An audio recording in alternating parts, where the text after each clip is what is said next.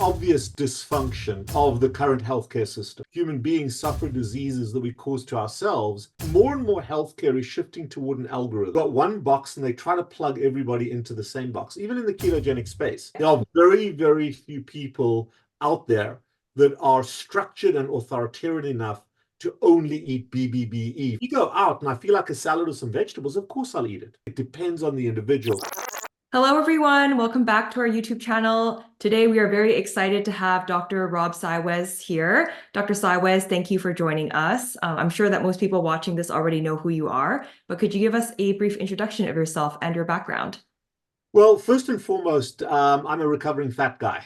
And I have a substance abuse problem and addiction to carbohydrates that I've tempered for the last 23 years, but it's an ongoing battle. So that more than anything, qualification-wise, that you can see in the letters here, that defines me. I'm also a practicing physician and surgeon, primarily working in the metabolic space. I have a PhD in liver pathophysiology out of the University of Toronto. And then I'm on the board of directors of the Society for Metabolic Health Practitioners. I'm a contributing author to Ketogenics, the textbook. We contributed 3 book chapters there. And I'm deeply immersed in metabolic health as a specialist. What led you to your passion of studying metabolic health? First, it was my personal journey, and then also the obvious dysfunction of the current healthcare system and how broken it is and how obvious it is to me, working with the patients I am, of the appropriate pathway. And more human beings suffer diseases that we cause to ourselves, as opposed to the previous century where things happened to us. So that really shifted my paradigm of understanding. And I'm still old school enough to want to understand how things work rather than what the outcomes mean, because outcome metrics have been distorted, or they've been used to distort the reality of certain practices.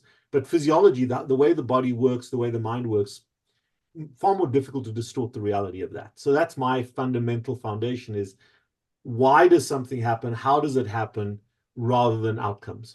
I saw on your YouTube channel, as well as your social media, that you're labeled or called yourself the Carb Addiction Expert Doctor.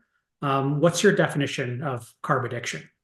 Well, the definition of addiction for me is chronic excessive use of a highly endorphin activating substance or process to the point of harm, and then distorting the reality of that harm to continue the relationship.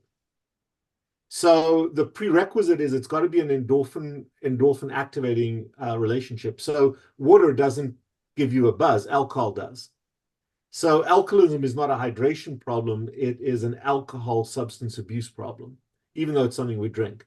The second part is it's got to cause harm. So you've got to have the buzz, it's got to cause harm, and you've got to tolerate the harm because of the benefit of the effect of the substance. Those are the 3 criteria. And there's a lot of people use the word addiction in a variety of different ways where it doesn't meet those 3 criteria. Then there's DSM-5 criteria and all the medical hoo-ha. But if you meet those 3 criteria, every one of the DSM criteria can be satisfied in that regard. Right. Yeah, I think we've kind of both experienced a little bit of that in the past.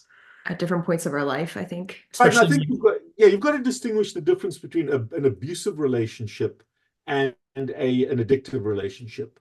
And looking at the nuances of that is also important as you manage people, because addiction is managed through abstinence and replacement. Abuse can be tempered if you know what you're doing. And so it can, and that I think is one of the important concepts of what we do clinically, is that more and more healthcare is shifting toward an algorithm where they've got one box and they try to plug everybody into the same box. Even in the ketogenic space, when you go online, everybody says, oh, you must eat this amount of protein, or oh, you must do. That's false. That's completely false.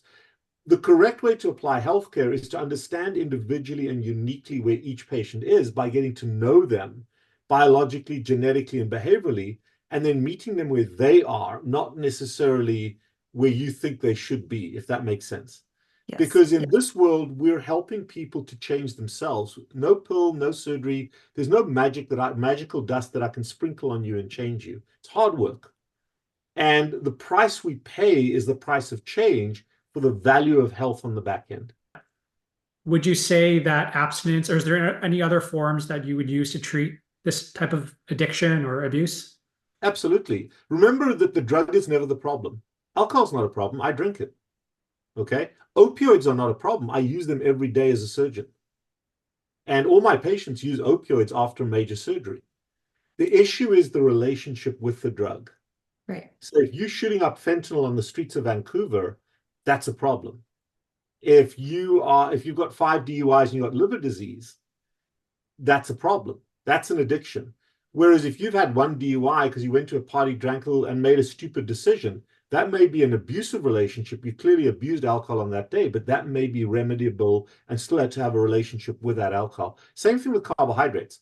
Carbohydrates are not evil. In fact, we exist as a species because of carbohydrates. And for the first time, I guess probably there have been a few episodes in our evolution as a species where we've had access to abundance. But the majority of our existence as a species has been populated by inability to access adequate nutrition or adequate survival. Basically, it's been a survival struggle. And carbohydrates have every time carried us through that survival. So carbohydrates aren't the problem. Our relationship with them is, and their availability in our society, the abundance to which they're available is the problem. So it's about relationships. It isn't about carbohydrates being good or bad. I like what you said earlier about how you should be taking an individual, or you take an individual approach when it comes to figuring out the right food and diet for a person. What would you say if somebody came to you with carb addiction or sugar addiction? What would your thought process be in recommending them a diet? So the first thing that I'm kind of enjoy is that I don't go to people, they come to me. And that is a very, very big difference. So my friend Jason Fung, who lives in Toronto, he's got a lot of patients coming into his nephrology practice that come because of kidney failure or kidney damage from diabetes with no idea of carbohydrates being an issue. Or so for him to take that person with diabetes and renal failure and try to address carbohydrate addiction is incredibly difficult because they're pre-contemplative of the problem. In my practice, patients come in saying, hey, I've got this problem. I'm struggling with how to do it. Or I'm doing okay. I need measurables. I need tweaks. So it's a little bit different in that regard, because without your ownership of the problem, nothing matters. And the last person to recognize that an alcoholic is the alcoholic themselves. Now, we can share anecdotes. We can share stories. We can help lead that patient toward contemplation. But every successful change in addiction starts with a transition from pre-contemplation to contemplation. So we start to look at trends, we start to look at behaviors, we start to make, you heard me talk about alcohol and drugs and nicotine and whatever. I make those associations with the obvious pathways, because the person has to understand that obesity has as much to do with nutrition as alcoholism has to do with hydration. It isn't a nutrition problem, it's a substance abuse problem. And as you slowly understand that, we can then help you to evolve the relationship, where the endpoint is abstinence if you've truly got an addiction. And I would tell you that if you're more than 50 pounds overweight for a normal height person, or maybe more than 20 kilos, 25 kilos overweight, or you have type 2 diabetes, that is no longer an abusive relationship. That's an addiction. And an addiction defines who you are as a human being. It is fundamental to who you are, what's at the top of your head, where you go for emotional restitution. So we really have to change that person's mindset away from this being a diet or a nutrition problem to being more of a behavioral problem. Mm-hmm. And it's about habits and daily routines and behavior and the structure of your day and how you respond to stuff that comes at you rather than what you're eating. At first, we start then with what you're eating. Let's change some of what you're eating slowly over time. Don't jump in the deep end of the pool as a carnivore if you don't know how to swim, because you're going to be miserable and you're going to drown. Slowly progress to that point. But at the same time, bring in the behavioral stuff, because when you remove carbohydrates, you leave a massive void in your life, both nutritionally and emotion management-wise, and both voids have to be replaced. The final thing I'll say on that is AA doesn't get the person to stop drinking. AA is there to help you to rebuild a life free of alcohol. And I think that more so than anything else in the ketogenic space, we failed to do. It's easy to do keto. It's incredibly difficult to sustain it as a lifestyle. What effects do sugar and carbs actually have on the brain that make it addictive? I know you mentioned the dopamine It spikes. depends. It depends on genetically how you handle sugar. And this is something that very, very few people truly understand. And in a practice like ours, where we see several thousand patients a year and we do tons of blood work, you can identify those trends. What does that mean? Let me answer that question a little bit differently. When anybody eats carbohydrates to excess, those carbohydrates cause damage in any space in the body, in every space in the body. In the gut, they can cause irritation by your body's response to that sugar, by the fermentation of the sugar.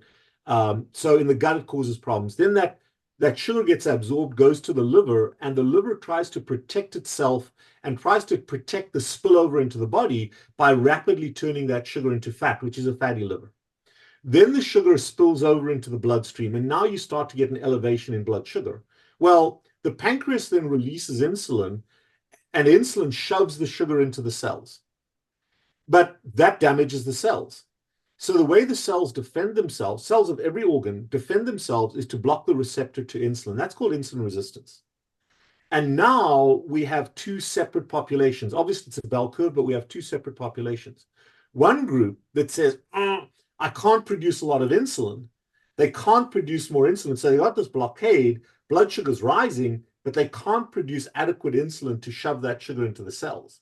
So those people, they may gain a little bit of weight early, but they're no longer able to gain weight because you can't get the sugar into the fat cells. And those people develop hyperglycemia, which is a vascular injury. So when you ask about the brain, those people are going to be prone to strokes, to hypertension, to arrhythmias that can affect the brain. Okay? And they may not get adequate sugar into their brain cells. So they're going to have fatigue. They're going to have a variety of other symptoms related to hyperglycemia, high levels of sugar. On the other hand, you've got people like myself those are the diabetogenics. You have people who are obesogenic. And those are people like me that no matter how much my cells block my insulin receptors, my pancreas says, screw you cells, here's more insulin. I can produce massive amounts of insulin, so I can shove all that sugar into the cells.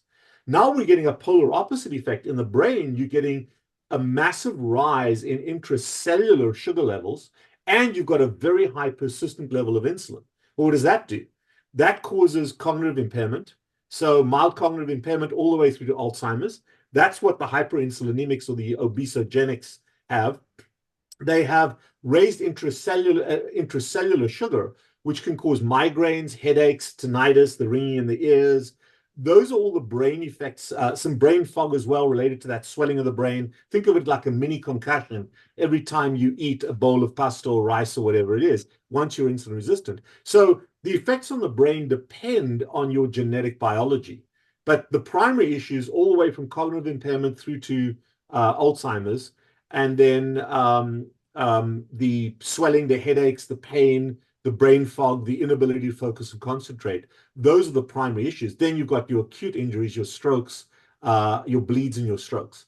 Now, what's interesting, just along those lines, and since we're speaking in Canada, a good friend of mine who works in a little place called Sherbrooke, by the name of Steve Cunane, is probably the world's top, in my opinion, researcher, he and his group, on Alzheimer's disease. And the interesting thing, when you are hyperinsulinemic, and you're a female and you have polycystic ovarian syndrome, he was looking at precursors to Alzheimer's when you talk about the brain, and he looked at a group of women that all had PCOS, polycystic ovarian syndrome, which is it's one of the diseases you get with hyperinsulinemia. That's what causes PCOS, high levels of insulin. And he tested them all for cognitive impairment.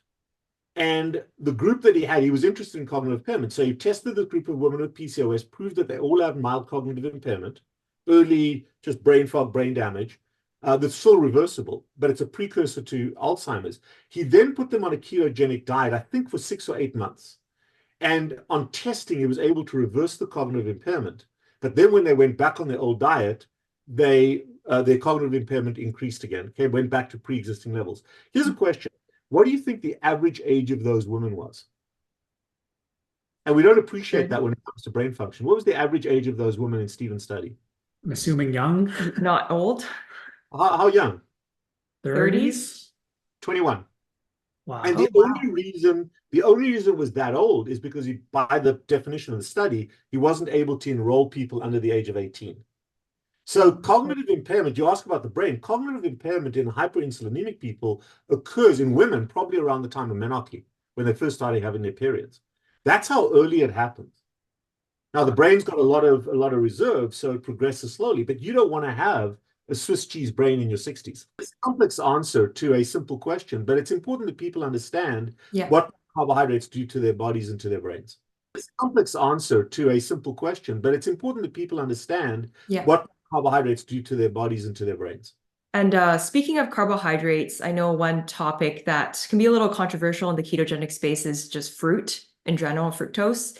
All the stuff that you said earlier, would you say that that applies also to the consumption of fruit as well? It applies to sugar and starch, carbohydrate. Carbohydrates are sugars. And whether it's simple sugars like glucose, which is two bonded sugars, there's three sugars. There's glucose, galactose, and fructose that human beings use. They're all six-sided carbon molecules that can be joined to other molecules. So a starch is just a chain of sugars, whereas the simple sugars are singular. Although we don't eat them that way, they get absorbed that way. They're usually at best disaccharides. So for example, sugar is one molecule of glucose, one molecule of fructose. So that's really what you're absorbing. It doesn't matter whether you drink wine, whiskey, or beer. What's entering your bloodstream is alcohol. It doesn't matter how it goes in your mouth. And that's such an important distinction that the lay ketogenic space doesn't understand. It doesn't matter how it goes into your mouth. What matters is what enters your bloodstream. Now, those folks with GI issues, gut issues, that's where the mixture makes a difference. So, for example, if you're eating fiber, soluble or insoluble fiber, that can affect your gut. But once it gets absorbed into your body, remember, the inside of your gut is outside of your body, which is an interesting concept. But once it gets absorbed into your body, nobody cares. It's fructose, glucose, or galactose. And what's interesting is that I love the Canadian side, another incredibly prominent Canadian is a vegan by the name of David Jenkins, who created something called the glycemic index in 1981 in Toronto, which is the current foundation for the treatment of diabetes of any sort, at least the conventional treatment, where they look at a food and see how quickly it causes your blood sugar to go up, because that's how they deliver insulin. So they got this mathematical formula, but who cares? What matters is that it goes in your mouth. So whether that goes in your mouth as an apple or as a donut, what you need to know is that the average apple has twice as much sugar in it than the average donut. And if you have an obesity problem or an insulin resistance problem or a diabetes problem, that sugar is the issue, irrespective of how it went into your mouth. At the same time, if you don't have a problem, then sure, go ahead and eat the apple, eat the berries, because it's not about the berries or the apple. It's about what it does in somebody's body and whether it's dysfunctional or functional. Right. Now, just to answer that question one more time, do we start with eliminating fruit? Hell no. That's too austere, too tough for people. But if you end up removing fruit from your diet as the last step, which is my fourth step in a 4-step or maybe 5-step process, you don't have to do it all at once. Don't do it up front. Yeah, for sure. That brings me to my next question. We have been eating ketogenically for quite a few years now, but to your point earlier, everyone is at a different part of their journey. So if somebody who's starting out, maybe newer in their journey, what should be the first thing that they do? You talked about behavioral habits and changes. What would be the first thing that you recommend people do? Well, I want to circle back to that word ketogenic. That's an important thing that needs to be sorted out as well. But the first step is ownership. Do I have a problem and do I care? Because the one thing that I can guarantee every single person that's watching, there's only one thing I can guarantee you. Both of you, me, anybody else. What's that? That we're going to all die one day? Yes. We're gonna die. And for the most part, we get to choose how that's going to happen. So if you decide I'm going to text while I'm driving, you may suddenly die, but that was your choice. Okay? And, if that's the way you choose to go out, because it's more important to text than it is not to text, hey, that's your choice, as long as you don't kill me along the road. Same thing when it comes to carbohydrates. So the conversation is, look, this is what your blood work shows. This is what your relationship looks like. This is what it's doing to you. So as a physician, I define what the impact of that relationship is. But here's the benefit. The benefit is that there's nothing better than a bowl of ice cream to relax you, to help you to forget about emotional tension. Now, you could shoot up with some heroin, you could drink a bottle of whiskey, you could go out and smoke a couple of joints. They all have exactly the same endorphin effect. You could go and gamble, you could go and text while you drive, whatever it is, they all have the same effect. But then on the back end, they all have harm and liability. And the harm is not just specific to the physiologic effects, the diabetes and the obesity. When you're an addict or when you are using a substance or an instant gratification mechanism, it's profoundly erosive to your sense of self. Your self-esteem, your self-confidence, your self-respect is kind of in the toilet because you're having to lie to yourself all the time. And your ability to effectively deal with emotional challenges in your life becomes really difficult. So if I have a big fight with someone today and I come home and I eat a tub of ice cream or I drink a bottle of whiskey, it calms me down, but I disconnect from that issue. And you know what? If that's the way you're living your life, there's no room for me in your life as a physician. But if you look at that and you say, look, I love this ice cream, I love these M&Ms, I love this pasta, I love this rice, but look what it's doing to me and I want to change. That's the person we can address. That's the starting point. And the starting point may be slowly eliminating one or two things. So, okay, you know what? I'm okay not eating apples. Or I do want to start doing something physically active every morning or having some spiritual time every morning. I do want to develop a different way of managing emotional tension every day. Those are all starting points to addiction management. It's not the end point. It's where the journey starts. But it's in addiction, it's about removal and replacement. In diet, it's about deprivation and removal. And when you remove something, you leave a void, and you're always going to go back to it or find a replacement that is equally harmful. No, that's a good way to put it. Say someone's figured out all the best things to take off from their diet. They've reviewed their blood work. What would you say is the best diet for someone to follow if you're a human, follow with human So if you look at what human beings need, we really need three classes of things from a nutrition. I'm going to talk about purely nutrition, and I'm going to ignore hydration. Obviously, water is and hydration is an important issue.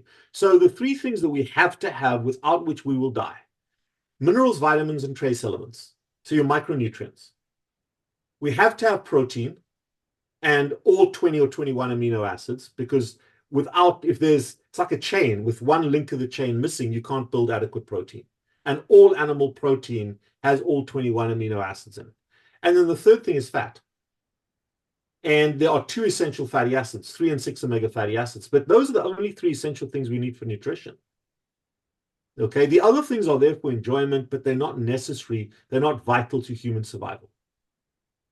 And I think one of the, but looking at what you're looking at, the majority of us are suffering from the disease of excess and abundance.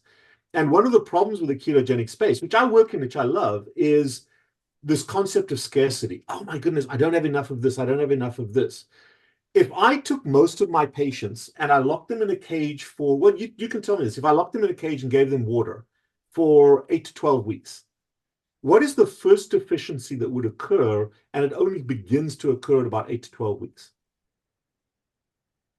I'm assuming micronutrients? Which one? Salt? Your cells have a ton of salt in them. First major micronutrient deficiency is vitamin C at about 8 to 12 weeks. Okay. But beyond that, for most of my patients like myself who are obesogenic or the diabetics who have consumed excess for a long time, yeah, there really should be no pressure. I have to eat, I must eat. In fact, the healthiest meal you can eat is nothing, because that's allowing your body to restore from this chronic excessive input. So the obsession with what should I eat should be reversed a little bit, especially early on. Say, how can I not eat? How can I avoid these? You're always going to eat, but how can I avoid these? And, you know, if you think about it, have you guys done any extended fasting? Nothing longer than a day. No, nothing. You've never done a 48 or a 72. No, but I know a lot of people in the space, in the ketogenic space, do. Yeah, you're not Canadian enough. You need to be Jason's acolyte for a little bit. But no, I mean a bit silly, but that's Jason Fung. But if you think about the concept of fasting, and Jason introduced this in 2012, where people are going 36, 48, 72 hours, 5-day fast. I wouldn't do more than a 5-day fast. Then you in my opinion, cross over for some people in starvation territory. And for the two of you, not fasting longer than 23 hours is the appropriate thing because you don't have a lot of nutritional reserve. Having said which, everyone, oh, I'm hungry, it must be nutrient deficiency. But if you've ever done a fast longer than about 36 hours, what do you think happens to hunger? Typically it Goes away. Goes away. Goes away. So if hunger was a nutritional need, a nutritional deficiency, the longer you don't eat, the more hungry you should get. But the opposite happens. When you start burning fat instead of sugar as a fuel source, hunger goes away. It is not, hunger does not define nutrient deficiency. It may denote a drop in blood sugar, but that's because you're hyperinsulinemic and insulin resistant in the first place. But once you get rid of that, once you flatline in terms of your blood sugars and you are fat adapted, hunger doesn't happen very often. Speaking of being fat adapted, what are some signs that people that tell you that you are fat adapted? Well, let's get back. You used the word ketogenic before. And all we've spoken about so far is carbohydrates. What does ketogenic mean? Typically, it's a ratio of fat to...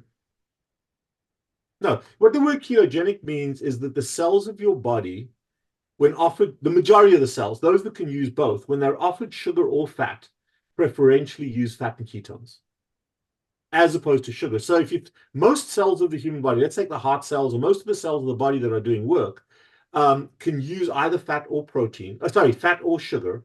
And the majority of cells, like the heart muscle, 85% of what everybody's heart uses as a fuel source is fat, non-esterified fatty acids. There's about 10 to 15, maybe up to 20%, which is either sugar dominant or fat dominant, but it's a very, very small fraction. And when we say fat dominant, ketone dominant. So when we talk about ketosis versus glycosis using sugar or fat, we're talking about the average cell's 10 to 15% discretion utilization. And within that, there may be a bit of protein utilization. There may be even use some lactate for certain cells. But that's the difference we're talking about, which is a pathetically small amount. So whether your cells are primed to using sugar or fat doesn't depend on what you're eating.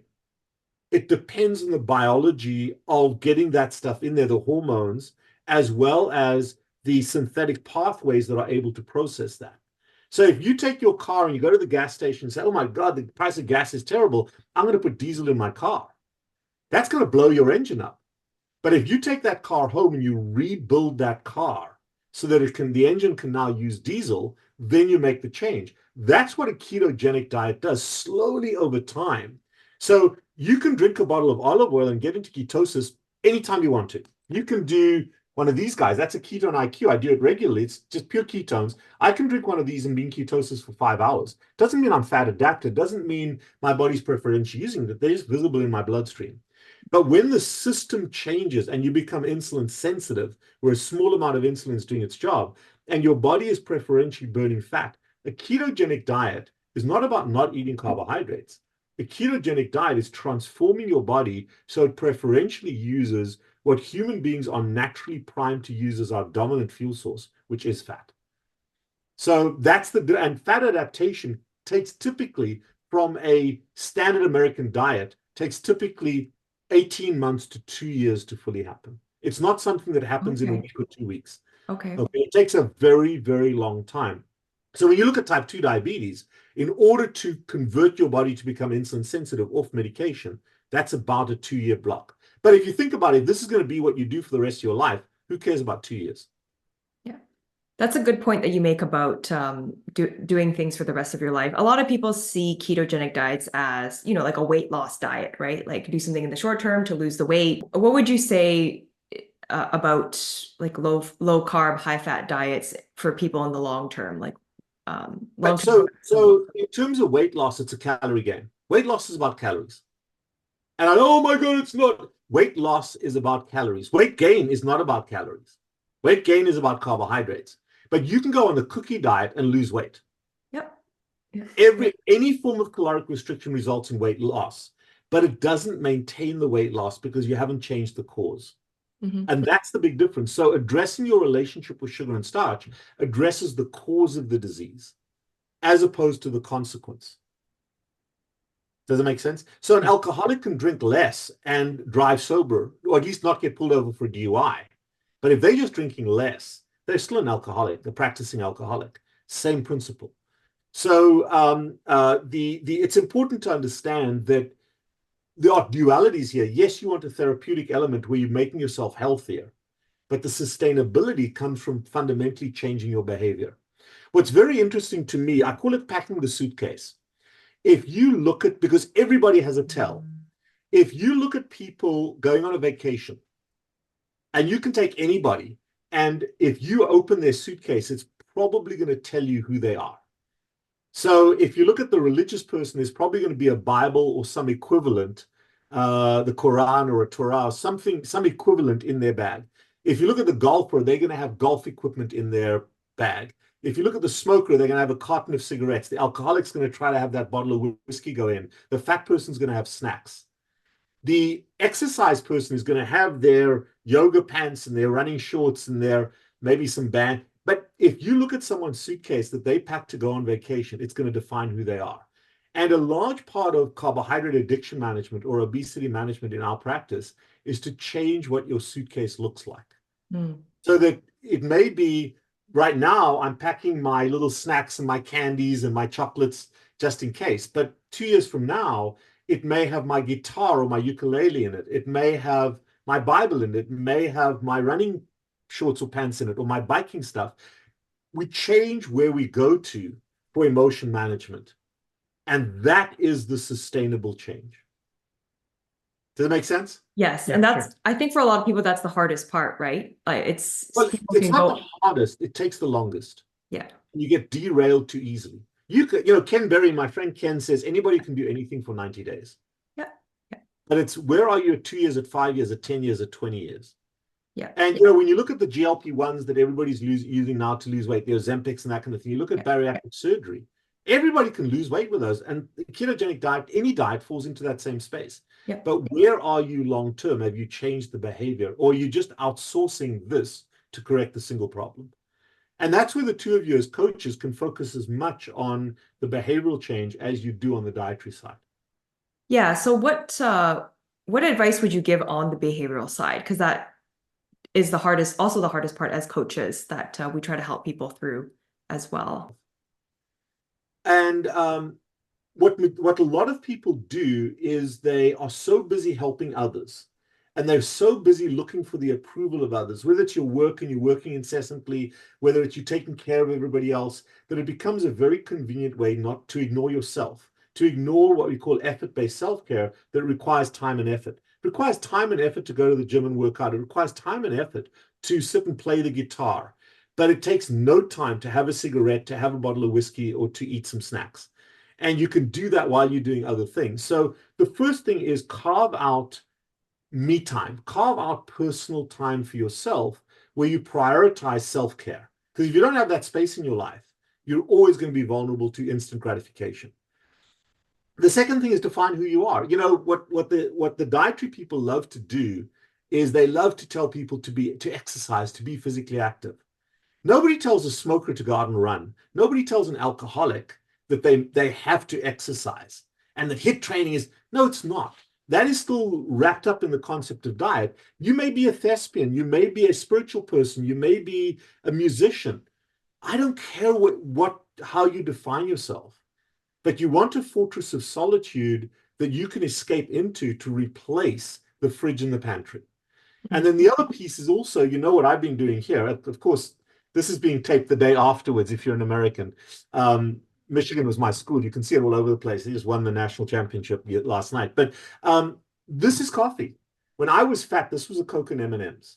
This is a bridge. A bridge is something that gets me across a little moment of emotional tension that doesn't involve my drug of choice. So a snack is always, always, always an emotional event. It is never a nutrition event. Even if it's pepperoni and cheese, even if it's nuts, no carbohydrates, it's still calories for your head. Well, this coffee is black. It's got nothing in it. Now, it could be anything that doesn't contain calories. So this is like gum instead of a cigarette. It bridges me across the need for something without causing drug harm. And I have a very tight bond, a very tight relationship to this. Just like a smoker has a relationship to their cigarettes and then to their gum, that's my relationship, because this protects me from other harm I could do to myself. So those relationships are important to build up from the mental health perspective. And finding things that result in self-affirmation, unconditional affirmation of the effort you put into something, irrespective of the outcome, is the healthiest emotion management system you can be on. I don't care how far you walk. I care that you went for a walk. And the self-affirmation replaces externalization of a locus of validation. So when you're eating garbage or you smoke, you've got an external substance that's making you feel good. When you are relying on other people to tell you how wonderful you are, they cannot do that unconditionally. Whereas when you self-affirm, hey, I'm proud of what I just did, that's unconditional. And in little increments, that builds up self-esteem, self-confidence, and self-respect. And when your sense of self is good, you're not going to do harm to yourself, or you're less likely to. But if your sense of self is poor, you're very vulnerable in an emotionally traumatic time to go back to drugs. Yeah, I definitely agree. A big part of our coaching is kind of helping people build up those small habits over time. But going back to the bridge comments you made earlier, what are your thoughts on things like keto desserts, keto treats, artificial I call sweetness? those are called lookalikes. Yeah. Okay? I have no problem with artificial sweeteners in your drinks, because they then give you, I mean, hell, there's a Fresca, there's a Gatorade Zero. Now, these are available to me anytime I want them, because they cause no harm. Nobody can give me evidence that this causes absolute harm. For some people, if it's a trigger to eat more sugar, that's fine. Those are on my desk. I see them. And every time I look up there, I can make a choice. Do I want you or not? That Fresca's been there for over 2 years.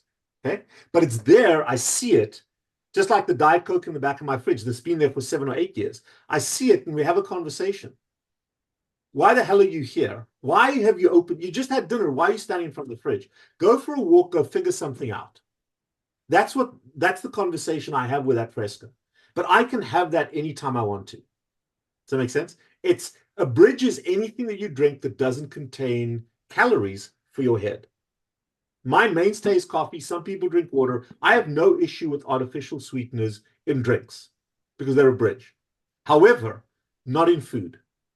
Because now you're recreating, and again, this is the psychology of this. Why are you eating keto ice cream? Because you want to give yourself, there's zero nutritional value to that keto ice cream. You're eating that keto brownie or the keto ice cream or keto lasagna to remind you of a substance that used to get you high in a way that legitimizes it. Does it make sense? Yeah. Yes. And you really are trying to sever that attachment. If you're going to eat ice cream, go out and get some darn Haagen-Dazs or Ben & Jerry's. If you're going to blow it out the water, blow it out with the best, most wonderful thing that you're going to blow it out with. Because whether you have one bite or the whole tub, you've crossed that threshold. Ask any alcoholic. It's not about getting drunk or not. It's about having that first sip of beer.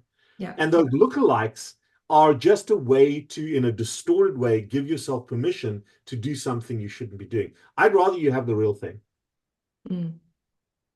I'd rather you have nothing, but if you're going to screw up properly. Don't, because now you're justifying, oh, well, it's keto ice cream. It's okay. Yeah. I think Now, that's first, when you're developing your bridge drink or you're trying to get rid of the big stuff, the pastas, the rices, the potatoes, I have no problem with the lookalikes being part of the trend. My lookalikes are the final thing that we give up. Okay? Because you don't need them. Yeah, that's something a lot of our... Exactly. Because you don't say, I need keto ice cream. You say, I need some ice cream. And it's an emotional trigger. Oh, but I can't have ice cream. I want to have some keto ice cream. Yeah. That's like the alcoholic having a light beer or the smoker having a light cigarette. That's a good analogy. A good way of putting it. Yeah. So I know that a lot of people are going to rebel against that. That's why it's down the road. It's not up front. But too many people I've seen that have been stranded in that ketogenic, I have a little bit of this, a little bit of that, and they do well for a little while and then just level off. They don't complete the journey. Yeah, that totally makes sense. A lot of our clients, as well as us in the past, struggled with that as well, especially when I transitioned to keto for the first time. We didn't know. We were like, oh, it's still free. Again, I have no issue with two groups of people having it. People that have never had a carbohydrate abusive relationship or an addiction relationship. Okay. Mm. My wife and my son will make chuffles. Chuffle is just cheese and eggs. Completely, it's not even artificial sweeteners. I won't eat them and they won't make them when I'm there because my son's 3 years old, okay? But he's never had a carbohydrate in his life before. So the chuffle for him is just a fun thing to eat. It's not trying to change that mindset, but for me, it's a trigger. Mm. So they can eat that when I'm not there, but I don't eat that. Yeah, speaking of your son, we also have a young baby ourselves. He's 1 year old. So Let me ask you a question. Did you breastfeed your baby? I did in the beginning. Yeah. Okay, which is fine. So if you use breast milk as a foundation, no mammal can survive without breast milk, period. Now, we've tried as humans to make lookalikes, to make formulas and things that keep the baby alive, but no mammal can survive without breast milk. So therefore, breast milk has to have everything in it that that child needs for growth and development. Okay? So why don't we replicate breast milk as the baby continues to grow? That baby's going to grow for 20, 25 years until he's fully mature. And that growth period takes that length of time before they level off. So why not replicate everything that's in breast milk and also not offer what's not in breast milk? Because if breast milk is the healthiest thing for a baby, why do we suddenly, when we wean the baby off the breast, flip over and do exactly the opposite? Doesn't make sense to me. Mm-hmm. And so if you just use that as a paradigm, it's not about what's right or wrong. It's about what God and nature have put in front of us and said, hey, this is the best for our babies. Nobody's going to argue with that. Yeah. And it's pure. By the way, breast milk is 100% carnivore. Yeah. Okay. But I'll give you a couple of just why. What am I saying? What do I mean? How much fiber is there in breast milk? 0. Goose egg. And our babies don't explode. Our breastfed babies don't explode because they can't poop. They poop just fine. So the whole myth that fiber is necessary for a healthy gut is false. Okay. How much saturated fat is there in breast milk? Well, a lot. A lot. You know, I'll tell you, of the entire spectrum of carnivore food, the only carnivore food that is saturated fat dominant is breast milk or milk. No other carnivore product, not your ribeye steak, not fish, nothing, is dominant in saturated fat. It's dominant in polyunsaturated fat, which are the exact seed oils we're trying to avoid, which is another. Yeah. But if you look at formula, they take the saturated fat out and they add soy and they add other polyunsaturated fatty acids, the seed oils, because that's healthy and the saturated fat isn't. Well, God and nature didn't make that mistake. So why not feed that baby a decent amount of protein, a very high fat diet? Why do they have to have fiber? So in my son, and you can go to my wife's site, it's called on Instagram, it's called Carb Addiction Mom, and she posts a lot of what we eat. But a lot of what the majority of food that my son eats is, if you break it down and you divide it into individual nutrients, it is breast milk. Interesting. It's the protein, it's the high fat, it's the nutrients. What is an egg? An egg is a whole chicken. Protein. Yeah. Well, but an egg's a whole chicken. Yeah. It's got everything in it except the calcium. So that's something that he was weaned onto, is eggs. Mm-hmm. Dominant part of his diet. And it's got everything in it in the right proportions you need. And when you're looking at your baby, what is the most scary thing about children? There's two major scary things. There's one thing that is completely irreversible. And that you've got about until the age of 5 with that baby, and that is your brain growth. Oh, yeah. The only species where the brain is structurally developing after birth. Mm-hmm. All other mammals, the brain is already structurally formed by the time of birth. But our brain continues to grow structurally. And the structure of the brain is 100% dependent on the substrate you feed it. So if you think about the Three Little Pigs story, you know, the Three Little Pigs, the house of straw, the house of sticks, and the house of bricks. Yeah. Well, what you want to give that baby's brain is bricks to build a healthy brain, not sticks or straw, where you huff and autism spectrum disorder is going through the roof. And autism spectrum disorder is primarily defined by the substrate that we feed our kids for their brain development.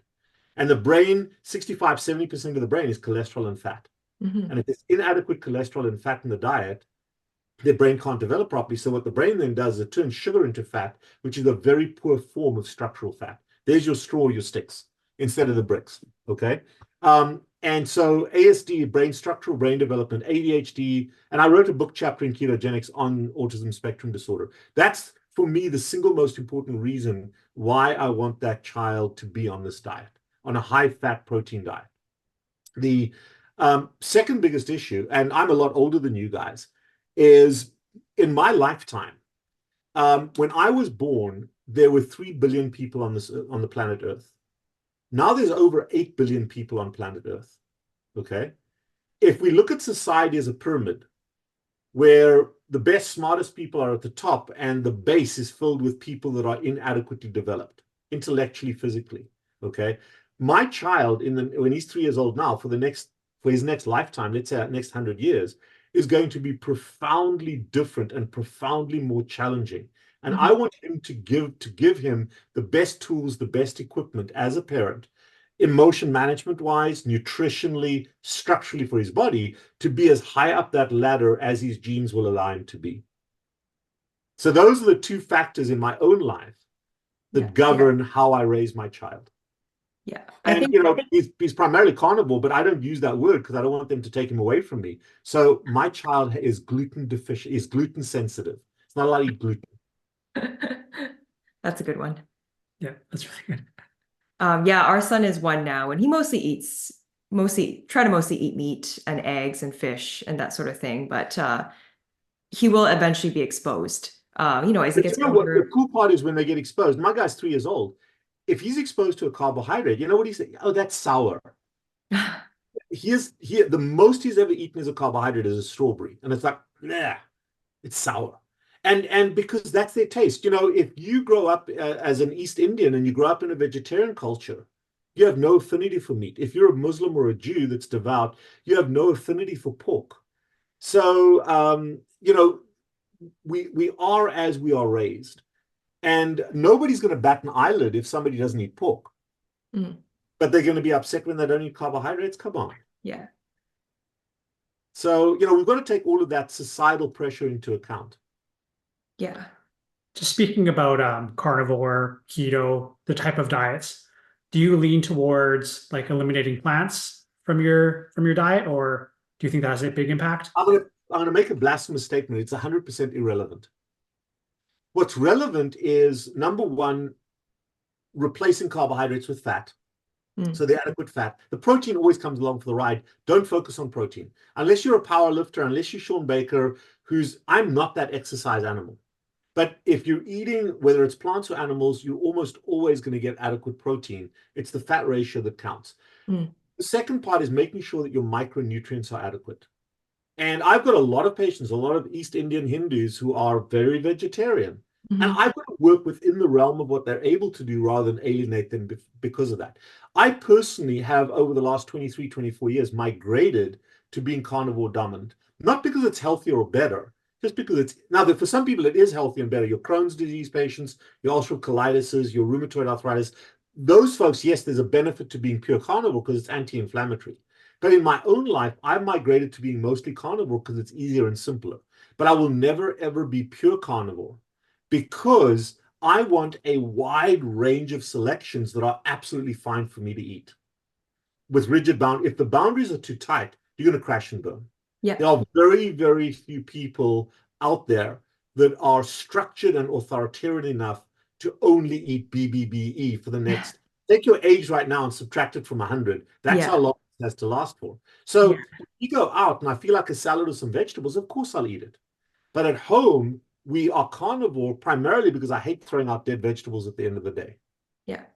At the end of the week, when those vegetables are all slimy and rotten, I don't do that. My dog will eat excess, whatever leftover meat there is. So it's more a pragmatic situation for me and our family than it is an absolute rule. Yeah. Is it healthier? Is it better? It's easier. But I'm not going to argue with you that it's healthier or better. It depends on the individual, their biology, and their religious and other beliefs. I'm glad you explained it that way, that it starts with the individual. And I know in the low carb space, especially on the internet, right? There can be a lot of divide between, Most of those people haven't been doing it for longer than 2 years. Yeah. Yeah. I'm 24 years in to this journey. Yeah.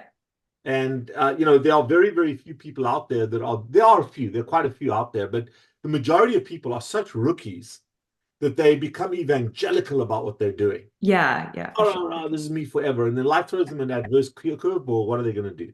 Yeah. So you really want to temper your enthusiasm just a little bit. I love the enthusiasm. I love hey, I'm feeling so much better. Yeah. But leverage that to sustainability. I was at a conference in October of last year in Switzerland, the Swiss Re conference, and they were the top experts in the world speaking. And the question, this is so much better. These are the results. This is how we improve diabetes. This is how, but they were all 6-month studies, 8-month studies, a year study. We've been doing this for 2 years. They were 21-day studies. Where are you at 2 years? Where are you at 5 years? Where are you at 10 years? And what strategies do you have for sustainability? And no, not a single person had a defined strategy for sustainability. And that's where carb addiction comes in. Yeah. No, that's a good way to put it. We're kind of on that spectrum too, where Alice leans more keto. I do more carnivore for autoimmune issues, but yes, the gut which is fine. That's a relevant place to diminish the triggering. Remember, plants don't want to be eaten; they want to be transported. Think about that. A plant wants you to propagate them by eating them, protecting them in your gut. They're going to give you a little bit, but then they're going to irritate the hell out of your gut, so you're going to poop it out somewhere else, and that plant grows again. There is no benefit to the plant for you destroying it. When it comes to an animal, the animal's dead when you eat it, mostly. So it doesn't care that much. Mm-hmm. And its defenses are to stay alive, whereas the plant's defenses are to be propagated. So they're very irritant to the gut. Now, I've got a gut of steel. I can eat anything I want to in the plant world, and it doesn't bother me. Yeah. You obviously have a slightly different genetic makeup, but that's what plants do. And the other important thing to understand is not a single plant, or very, very few plants that I can think of that we currently eat and promote existed more than 100 years ago. Think about that. Both of you are old enough to know what kale used to be. It was decorative stuff on a in a food bag. Now people are drinking kale everywhere. Brussels sprouts was this bitter, disgusting thing until 1999, when a Dutch or a Belgian botanist removed the bitterness gene from it. Apples were little sour things about this big. Now they're these huge, big, sugar-filled conglomerates that last forever. So we've modified rapidly plants, but they weren't as Adam and Eve made them, if that makes sense. I mean, I use that as the analogy. Yeah. Whereas the animals, for the most part, they've been hybridized, but they haven't changed that much. A little bit, but not that much. And what is the most natural, which most US Americans don't like, what is the most naturally occurring food product that you can eat? Fish? Fish and seafood. Fish and seafood. Oh. Yeah. Yes, there's farm fish and seafood, but the majority of fish that we eat is wild caught, particularly the smaller fishes. And that is probably, and the issue with mercury that was high in the 70s, we've had so many restrictions on removing mercury from that fish resource that the mercury levels, the lead levels, they've dropped significantly. It's no longer a concern. So even sashimi when you're pregnant is not a problem anymore, as long as it's sourced correctly. Whereas before, it's so bad because of the salmonella. And no, we've tidied that up. We're human. We've fixed those. Yeah, we've definitely both felt better adding more fish and seafood. And that's something we've always grown up on, eating a lot, especially with our culture. Yeah. It's a big part of it. Yeah. So, yeah. Oh, and that's the benefit. Yes, here in America, most people eat hamburgers. Yeah. And so BBBE appeals to them, the beef, butter, bacon, and eggs. But you want to diversify. The more that you can diversify that palate, the better. Mm. Do you think that's more because of the fat, the omega-3, omega-6 ratio, or is it just because different nutrients, or what do you think is? I think those ratios are important, but it's mostly about the micronutrients. Okay. The more complete an animal is, the more broad spectrum the micronutrients are. And on a carnivore diet, adequate fat and protein is easy. Yeah. It's the micronutrients, and we get that from eggs, we get it from dairy, we get it from liver, which is an organ specifically loaded with all the metabolic organs, and we get it from small fish and seafood. Those are the primary places, on a carnivore leaning diet, we get our micronutrients. Speaking of micronutrients, are there specific ones that you are talking about that are more important than others, or? It depends on who you are. If you have no family history of Alzheimer's or dementia, you don't have PCOS, you're more diabetic, you don't need fish oil. that much. But I've got a strong family history of Alzheimer's, so I take my, even though I eat sardines and that kind of thing, I take my DHA on a regular basis. I live in Florida. Okay, I'm out in the sun every day. I don't need vitamin D3. Yeah. Plus, D3 is actually a steroid hormone. It's a steroid product. It's not a vitamin. It's a steroid hormone, and it's regulated by insulin. So I know my D3 levels are adequate. So for me, a bit of sunshine. But if I lived in Vancouver or Idaho over the winter, I'm going to take my vitamin D3. If I live in the center of the country, either Canada or the US, I'm going to take some iodine in my food because you're iodine deficient. So it depends on where your deficiencies are. But just to take something to be super healthy is nuts. You're super healthy because you're not eating stuff that typically harms you. You don't need to take a bunch of additives to become super healthy. And every few years, there's some sexy thing. It was quercetin and zinc and magnesium. Now it's NAC, and everybody, they illuminate this big thing. They make a lot of money on the product with a sexy story. You know, I come from Africa, and behind the third bush on the left is not the secret stash of NAC, okay, or magnesium or whatever it is.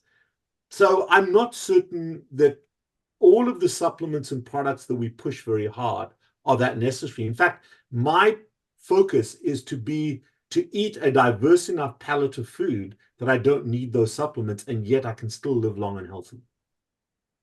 But if there were a particular deficit, I would replace that deficit. I'm just curious, what kind of foods did you eat growing up? You mentioned South Africa, right? Is that South Africa? How does the food culture there differ from America?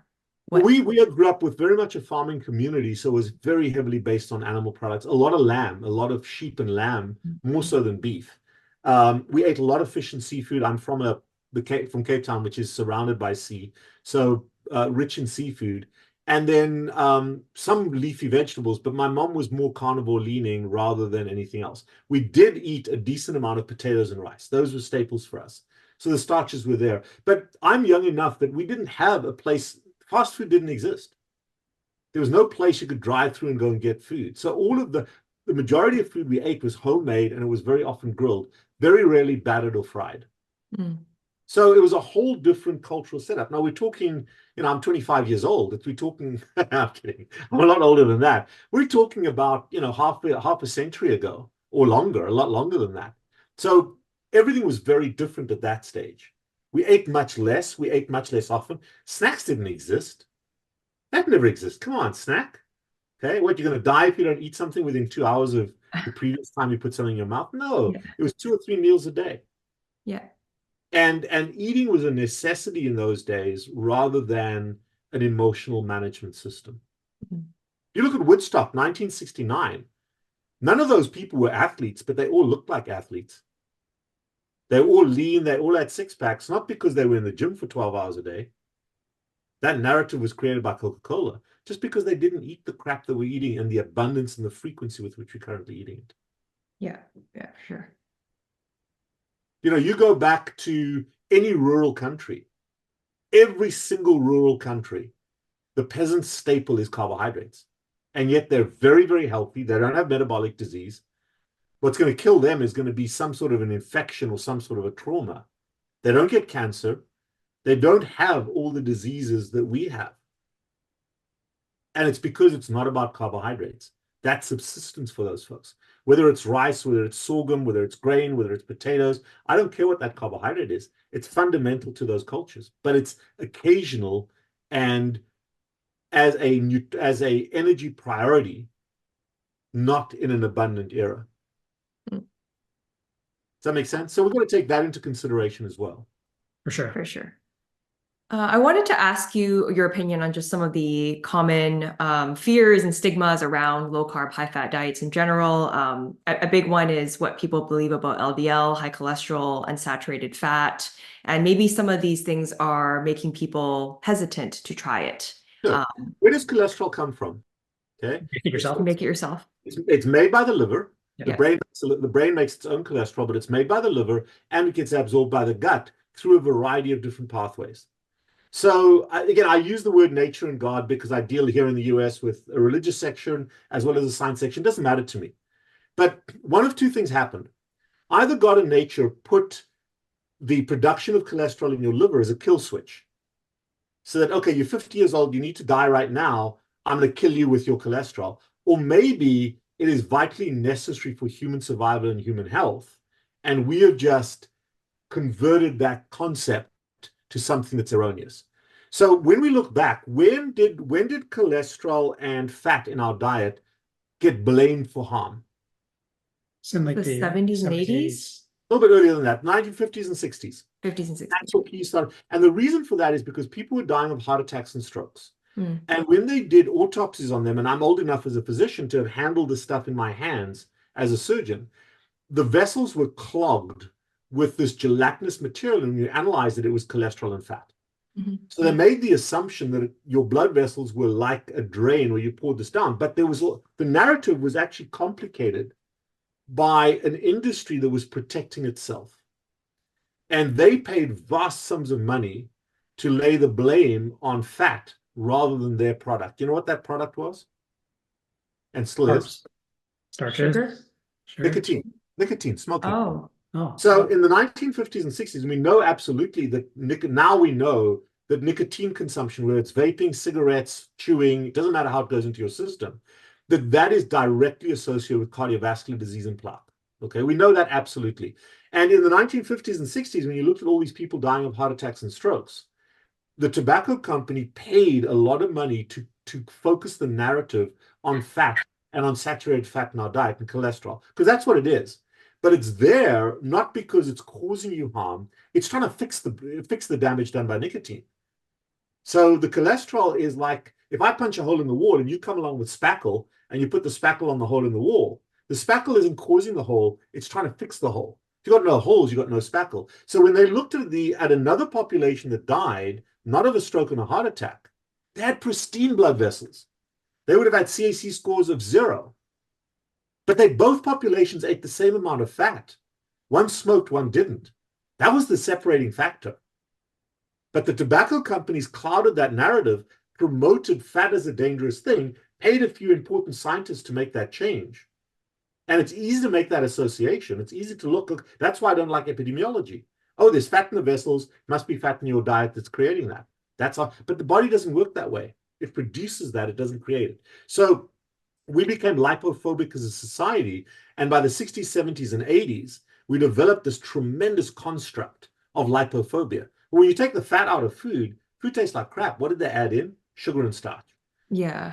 For example, when I was growing up, and anybody that's older than 50 will know that when you became constipated, they gave you castor oil or mineral oil or some sort of a fish oil, but it was an oil-based laxative. But in the 70s and 80s, we said, no, that fat's so bad for you. So what did we promote? What do cows use to poop? Fiber. So we became fiber dominant as a society to replace the role that fat had in healthy poopage. Does that make sense?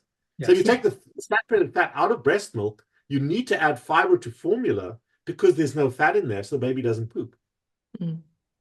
But if you add adequate saturated fat, you don't need the fiber. So the narrative was addressed there by industry. Same thing with exercise. The whole focus on exercise came from Coca-Cola, who said, no, Coke isn't the problem. You're not fat because you drink Coke. You're fat because you're lazy and you don't exercise.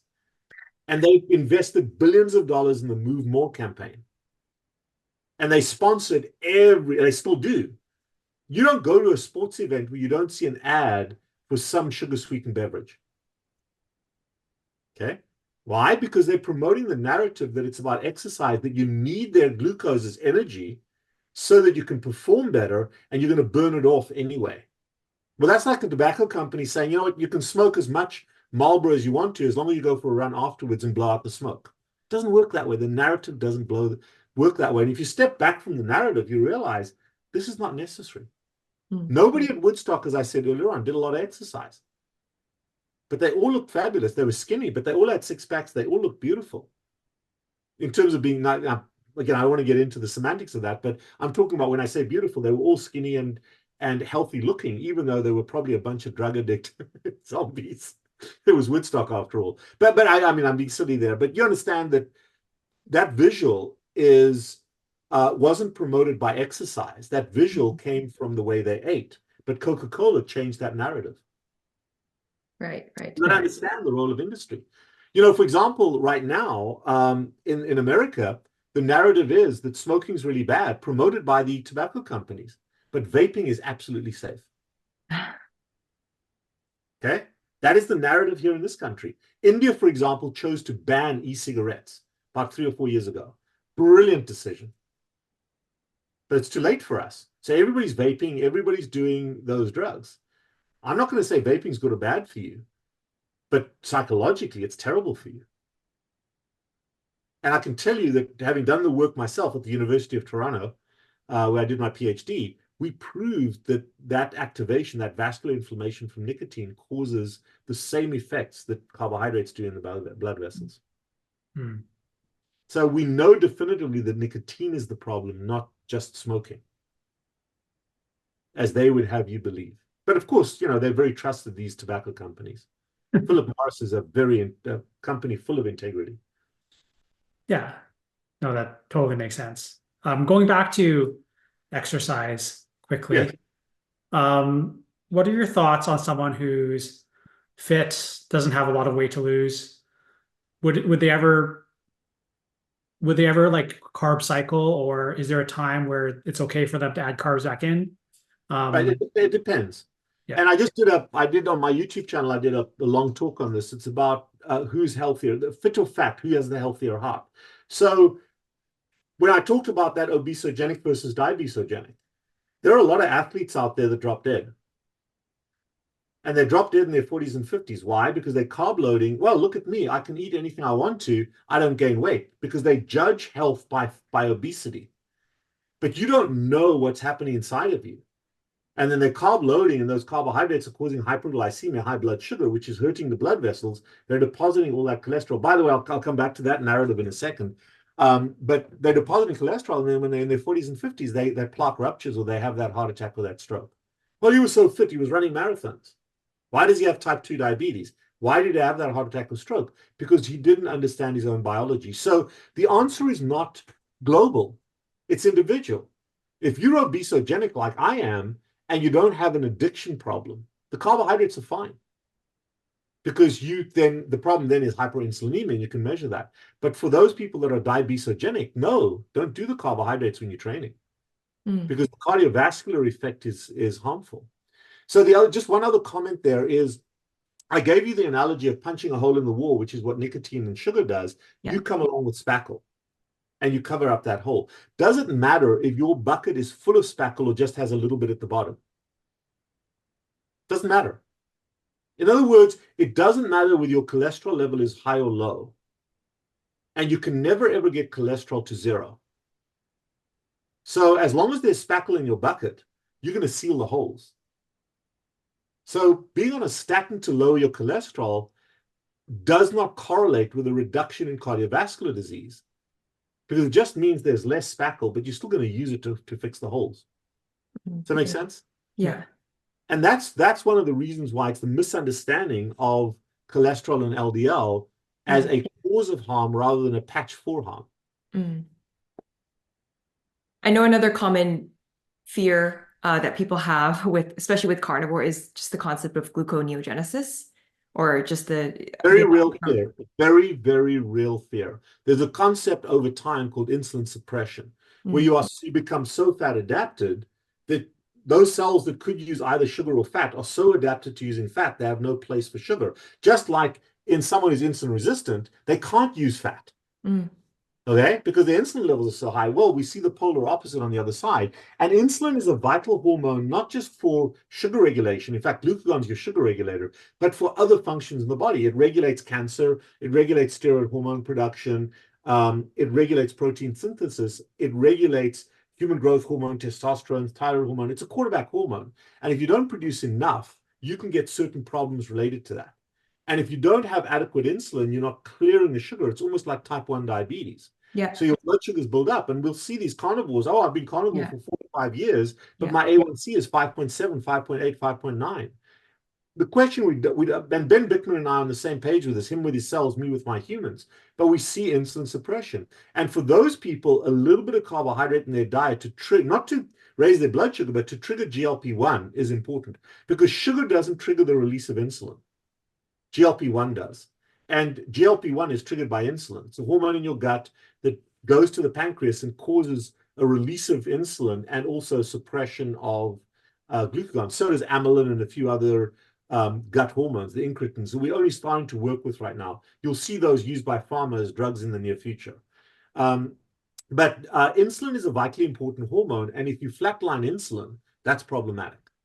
So that's a group of people where the introduction of a little bit of carbohydrate, and that the best carbohydrate there, if they can tolerate it, is milk, because milk is glucose and galactose that doesn't have fructose in it. But whether they want to eat some honey, I did a video called "When is Paul Saladino Right?" and it's about that type of athlete. But I think Paul has gone overboard with too much.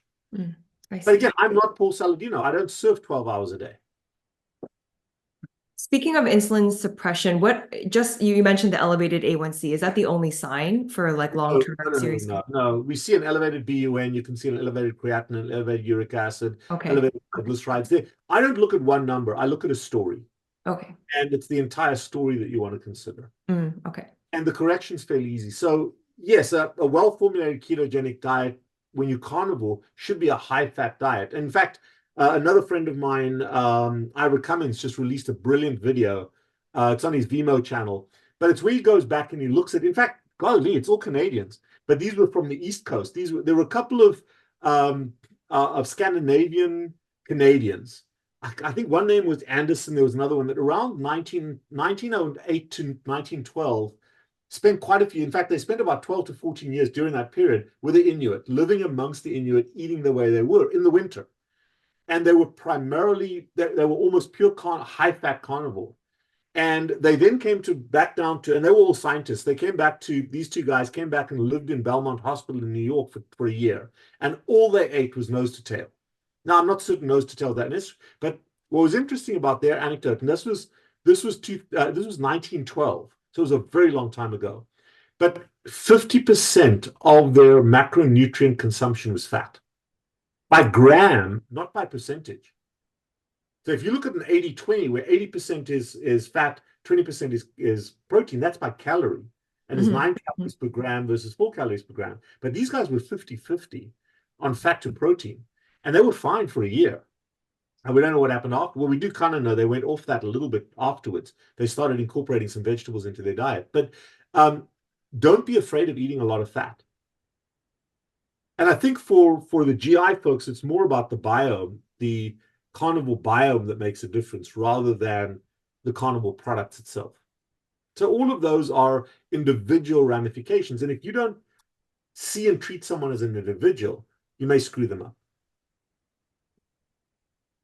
So would you recommend that people do get regular blood work when they're doing keto or carnivore to see if certain story is not lining up or? Well, two parts to that. I think it's reasonable to get blood work at the beginning to know who you are. And you've got to go to a physician who understands what we've been talking about. Yeah. So you don't want to self-interpret based on the internet numbers because you're going to screw it up. You want to go to somebody who can read those numbers as tea leaves and tell the story. So you've got a baseline. Then what you do is there's two parts to a ketogenic diet. The first part is the therapeutic diet, where you are healing the harm that the standard American diet did for you, the Western diet or whatever you want to call it, did for you.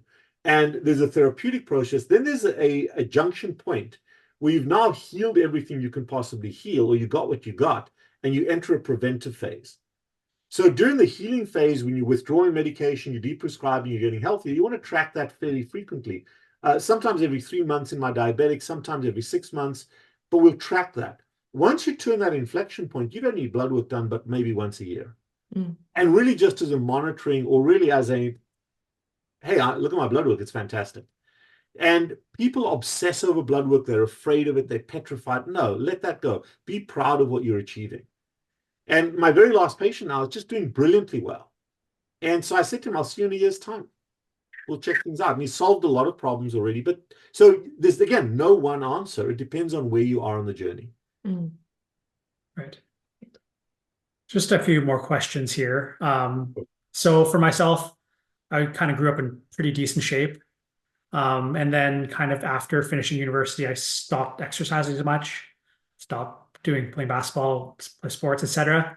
Started working a lot more. And that's when my weight started increasing drastically year after So year. what do you do? What do you do there? What really happened? Well, my diet stayed No, basically the same, I No, think. I didn't. No, I didn't. no. What you did is you changed your primary source of emotion management.